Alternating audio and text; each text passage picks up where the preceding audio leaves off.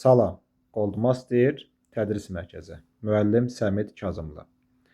Qarşımıza belə bir trigonometrik tənlik çıxıb və həmin tənliyin ən kiçik müsbət kökünü tapmaq tələb olunur. Əvvəla onu qeyd edim ki, trigonometrik tənliklərdə ya hər iki tərəf kosinus, ya da hər iki tərəf sinus, hər iki tərəf tangens və ya da kotangens olmalıdır. İndi gəlin belə edək. Kosinus 4x plus 10 bərabərdir. Yazıram sinus. İşarəni sinusu dəyişdirmələr nəyə? Kosinusa çevirmə düsturları ilə minus burada yazaram ki 60 minus x. Yəni ki 90 60 30 mənfi mənfi müsbət plus x edir. Oldu kosinus 4x plus 10 bərabərdir. Bu da çevrildi sinus kosinusa.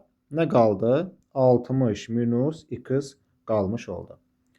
Əvvəla 4x üstə gəlsin 10. Kosinusları attım getdi. Nə qalır? 60 minus x. Amma üzərinə gəlinsin 2 pk dövrləri.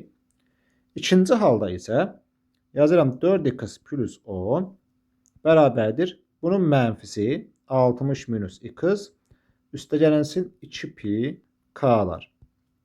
Ən rahat yolu budur. 4x üstə x nə edir? 5x bərabərdir. 60-dan 10 çıxanda 50. Üstə gəlsin neçə? 360 k'lar. X də bərabərdir. 10 üzərinə gəlinsin. 5'ə böləndə 362 72 k edir. Gəlin bu tənliyi eləyək. 4x plus 10 bərabərdir mənfi 60. Üstə gəlsin x. Üstə gəlsin 360 k'lar. 4x'dən x çıxıram qalır 3x bərabərdir. Mənfi 60 çıx 10 mənfi 70 üstə 360 k'lar. X bərabərdir. Mənfi 70 bölünsün 3 üstə gəlinsin 120 k'lar edilmiş olur. İndi gəlin baxaq. K'ya mən nə qiymətini verirəm? 0 verirəm də. X nə oldu? X oldu 10. Birinci şüşüm bu. Hər birinə 72 artır deyir.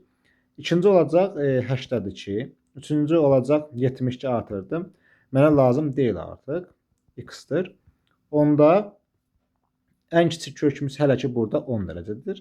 İndi burada k'ya 0 qiymətini versəm, x mənfi 70 bölünsün 3 olur.